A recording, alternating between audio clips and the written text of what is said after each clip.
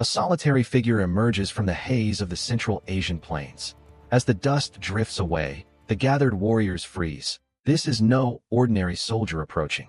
Before them stands a noblewoman, a descendant of the world's greatest conqueror, and she has arrived to do something unprecedented.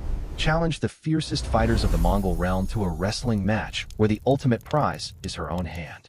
But here's what the crowd hasn't grasped yet. She has already humbled hundreds of men, each one leaving her camp with nothing but wounded pride and a debt of 10 horses paid for the privilege of defeat.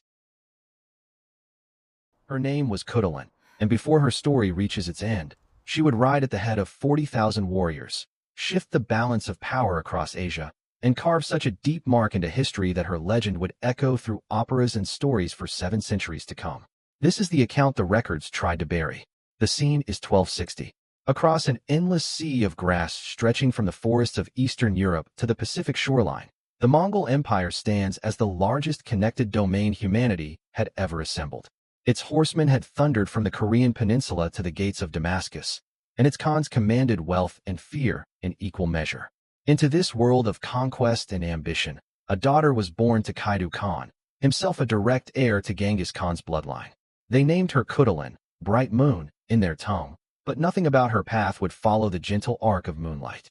Her father ruled a vast territory, her grandfather had sat as Great Khan, and she grew up alongside 14 brothers, each one expected to inherit power while she, by custom, would fade into the background reserved for Mongol noble women. A diplomatic marriage arranged for alliance, a life spent in the shadows of men. Yet Kaidu proved an unconventional father, and Kutulun was anything but an ordinary daughter. From her earliest years, she trained beside her brothers, not as a ceremonial gesture, but as a warrior in full. The regimen was unforgiving. Mongol children learned to ride before they could properly walk, to loose arrows from galloping horses with deadly accuracy, to survive on dried meat and fermented mare's milk for weeks across the steppe. Weakness in this world meant death, and Kutulun embraced every challenge with ferocious determination.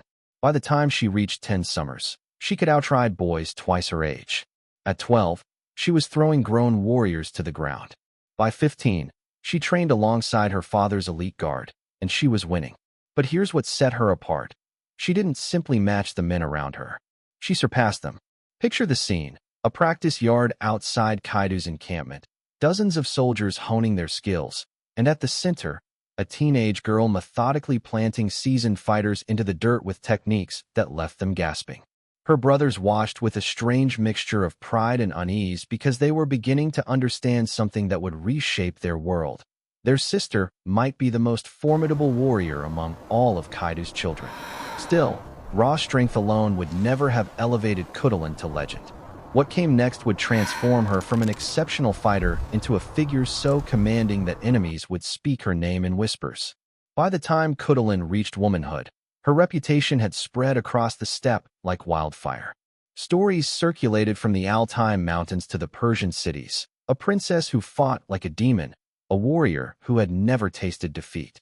Kaidu observed his daughter's rising fame with a mix of paternal pride and growing concern. The political landscape had grown treacherous. The once unified Mongol Empire had fractured into competing khanates, with Kaidu locked in near-constant conflict with his cousin Kublai Khan, who claimed supremacy over all Mongols from his Chinese capital. Alliances shifted like wind-blown sand, and marriages served as weapons of state. Every Khan's daughter represented a potential treaty, a bond of blood that could seal peace or provoke war. Suitors began arriving at Kaidu's court in steady streams. Princes from neighboring territories, generals who had carved out their own domains, wealthy merchants seeking prestige, all came seeking Kutulun's hand. She refused every proposal. Her father pressed her, "You must marry. You are a princess of the golden lineage. Your union could secure alliances we desperately need." Kutulun responded with a proposition that would echo through history. "I will wed," she declared, "but only to a man who can defeat me in wrestling. And every challenger who falls to me must pay 10 horses for the privilege."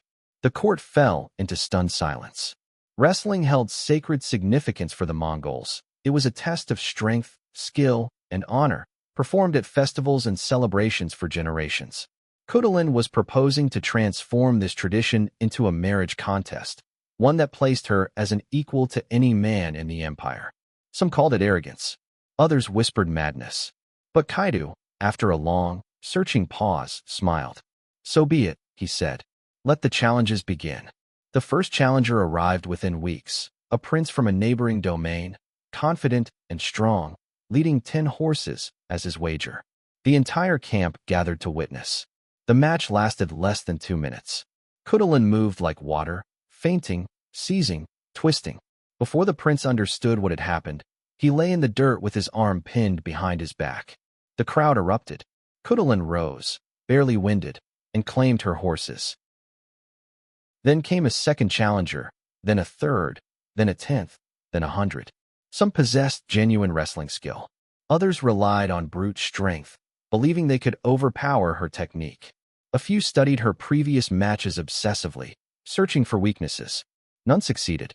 Her herd of horses grew steadily. 10 became 100, 100 became 1,000. According to Marco Polo, who later documented her exploits, she eventually amassed more than 10,000 horses from defeated suitors. 10,000. But these victories meant more than mere accumulation of wealth. Each time Kutulun stepped onto the wrestling ground, she delivered a message to the entire Mongol world. She was not property to be traded, not a prize to be won. She was a warrior, an equal, and she would determine her own fate. The matches grew into events, drawing spectators who traveled for weeks just to witness them. Wagers were placed, tales were told, and with every victory, Kutulun's legend expanded. Yet one contest stood above all others. A champion arrived from a distant khanate, a man who had never lost a wrestling match in his entire life. He brought not 10 horses, but 100, a fortune that broadcast his absolute certainty. And he made Kutulun a promise that would change everything. His name has been lost to history, though some accounts call him the champion of champions. He was massive, broader than most Mongols, with hands that could crush stone and shoulders like a war ox. He had defeated over 500 opponents in sanctioned matches, mastering not only traditional Mongol wrestling, but also techniques learned from Persian and Chinese fighters. By any measure, he represented the most formidable challenge Kutulun had ever faced, and he knew it. When he arrived at Kaidu's camp, he made a spectacle of his entrance. His retinue included servants, guards, and banners displaying his victories.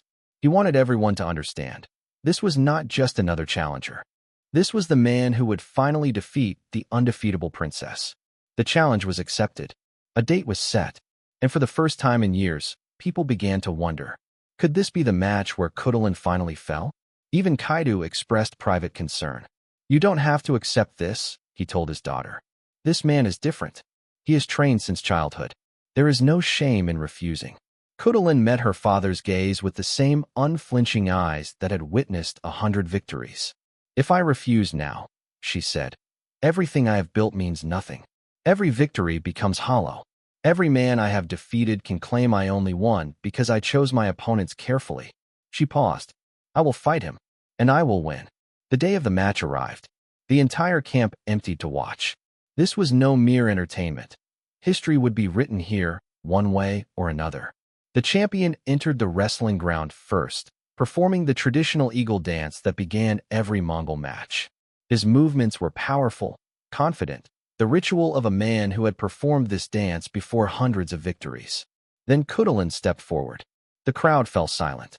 She wore the traditional wrestling vest that left her chest and back exposed, heavy boots, and shorts, the same attire worn by every wrestler, male or female.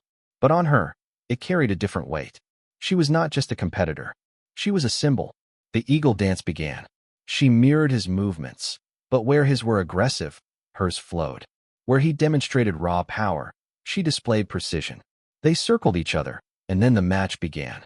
The champion lunged with terrifying speed for a man his size, his hands reaching for Kutulun's vest, seeking the grip that had defeated so many. But she was already moving, sliding sideways with grace that seemed impossible. He adjusted, came at her again. This time, he found his grip and pulled, using his superior weight to drag her forward. The crowd gasped. No one had ever successfully pulled Kutulun off balance before. But instead of resisting, she used his momentum. As he hauled her forward, she dropped her weight, pivoted, and suddenly his own strength worked against him. He stumbled. For a fraction of a heartbeat, he was off balance. That was all she needed. Kutulun hooked her leg behind his, seized his vest with both hands, and pulled. Physics and leverage did the rest. The champion, all that size, all that strength, all that confidence, crashed to the ground like a falling tree. The impact was so tremendous that dust exploded in a cloud around them. For a moment, no one breathed. Then Kutulun rose. She extended her arms in the traditional victory pose, and the camp erupted in cheers so thunderous they could likely be heard across the steppe. The champion lay on his back, staring at the sky, trying to comprehend how he had lost. In less than 30 seconds, his undefeated record had been shattered by a woman half his size. Kutulun claimed her 100 horses. Then she did something that surprised everyone. She helped the champion to his feet, showing respect to a worthy opponent, and offered him a position in her father's army. "You are a skilled fighter," she told him. "Your strength would be valuable in battle. Serve my father, and you will have the honor you seek." Some saw this as mercy. Others recognized a political masterstroke. By converting defeated opponents into allies, Kutulun was building not just a legend, but a power base. She didn't just defeat her enemies, she recruited them. The champion accepted. Kutulun walked away from the wrestling ground knowing she had proven something undeniable. She was not merely the equal of any man in the empire. She might be superior to all of them, but being the greatest wrestler in the Mongol realm was only the beginning. What she did next would elevate her from legend to legend, because she was about to demonstrate that her skills on the wrestling ground were nothing compared to her genius on the battlefield. By 1275, tensions across Central Asia had reached a breaking point. Kublai Khan, ruling from his Chinese capital, claimed authority over all Mongol territories. Kaidu refused to acknowledge this supremacy, viewing his cousin as corrupted by Chinese influence, having abandoned the true Mongol way. War was inevitable. When Kaidu assembled his army, he made a decision that shocked his generals. He appointed Kutulun as one of his commanders. Not a ceremonial role, not a symbolic title, but genuine military authority over thousands of warriors. Some senior generals protested. "She is a woman," they argued. "The men will not follow her into battle." Kaidu's response was simple. "Watch them." Kutulun's first true test came during a skirmish near the Talas River. Kaidu's forces engaged a detachment of Kublai's army in chaotic combat. Cavalry charges, arrow volleys, hand-to-hand fighting in clouds of dust and blood. Kutulun led a contingent of 300 horsemen on a flanking mission, tasked with creating chaos behind enemy lines. But as they circled, they discovered a problem. The enemy had positioned a reserve force exactly where Kutulun planned to strike. If she followed the original plan, her 300 riders would be overwhelmed by a force 3 times their size. In that moment, with arrows flying and men dying, Kutulun made a decision that revealed her tactical brilliance. Instead of retreating or forcing a direct attack, she split her force. 200 riders continued the flanking maneuver, making as much noise as possible to create the illusion of a major assault. The enemy reserve moved to intercept them. Meanwhile, Kutulun led her remaining 100 riders in a wider arc, moving faster, staying hidden behind a ridge line.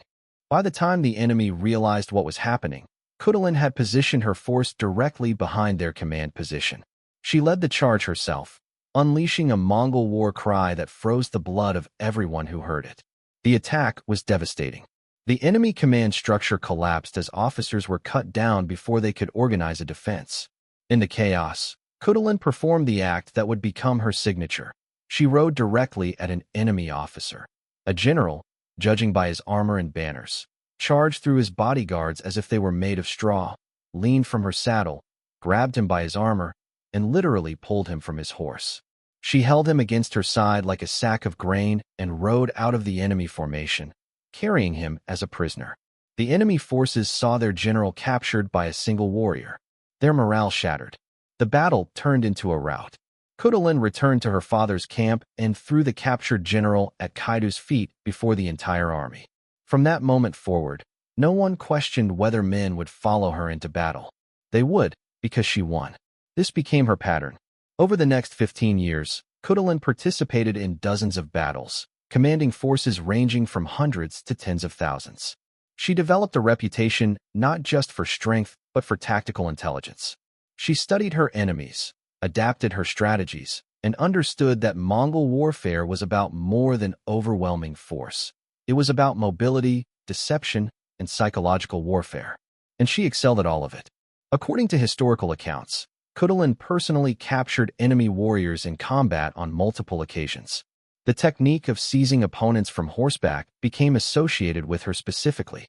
Enemy soldiers began to fear the sight of a woman warrior charging toward them because they knew that if she got close enough, they were already defeated.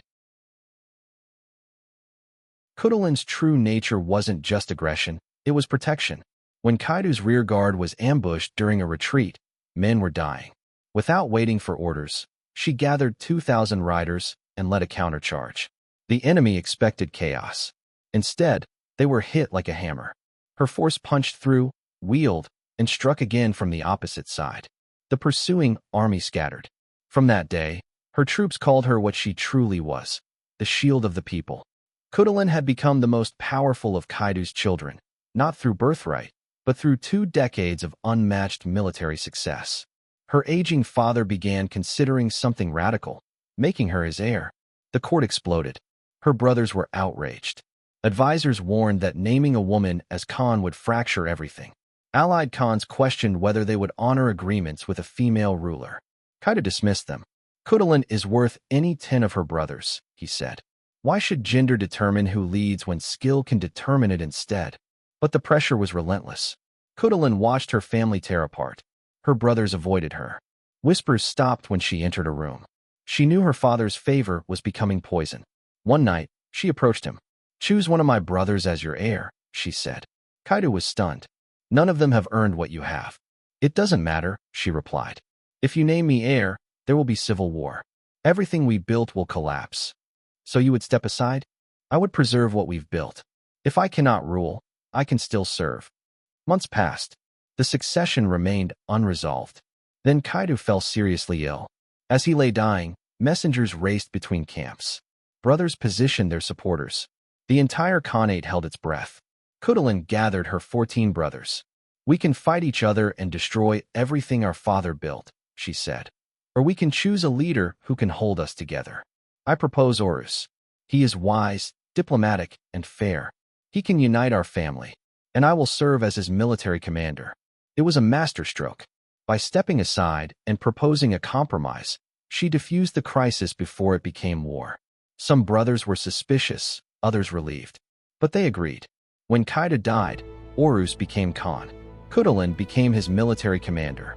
She gave up a throne she could have claimed. In doing so, she saved her father's legacy and her family's power. After her father's death, pressure mounted. "You must marry," the court insisted. "You have no heirs. You are aging." Kutulun was now in her 40s, her legends spanning continents, her fortune and horses vast. She had never married. Then she made an unexpected choice. She chose a husband, not a prince, not a champion, but an ordinary soldier from her father's loyal troops. Someone she trusted. Someone who would never try to control her. The court was scandalized, but she made decisions on her own terms. The marriage was quiet, and she never gave up her command. She continued to lead armies, continued to ride into battle. But darker whispers followed. Rumors spread that she had poisoned her father. Others claimed she had murdered her brothers. Some accused her of witchcraft, insisting her strength must come from dark magic. None of these accusations were ever proven. They were invented by chroniclers who couldn't accept that a woman could achieve such greatness through skill alone. She was so exceptional that people literally had to invent crimes to explain her. How many other Kutuluns are lost to time? We'll never know. But we know about this one. Her story survives because her achievements were too extraordinary to erase. Kutulun died sometime in the early 14th century. Her resting place has never been found. But her legacy endures. She proved that the only limits on human potential are the ones we accept. That tradition is just the opinion of dead people. That strength comes in forms society doesn't always recognize. The Mongols had a word for warriors of exceptional courage, Batar, hero. Kutulun earned that title 1,000 times over. Centuries later, Mongol grandmothers still tell stories to their granddaughters. Stories of a princess who was stronger than any man. A woman who proved that nothing could cage a person determined to be free. They end with a simple phrase, be like Kutulun. If this story moved you, hit like. Subscribe to Winds of Thought. Every week, we uncover forgotten heroes whose names should be legendary. Drop a comment. What surprised you most about Kutulun? Her wrestling victories? Her military command? The fact that her story became an opera? History isn't just about the past. It's about understanding where we came from and imagining where we can go. Kutulun opened doors 7 centuries ago. Doors that are still opening today. Be like Kutulun. This has been Winds of Thought. I'll see you in the next episode.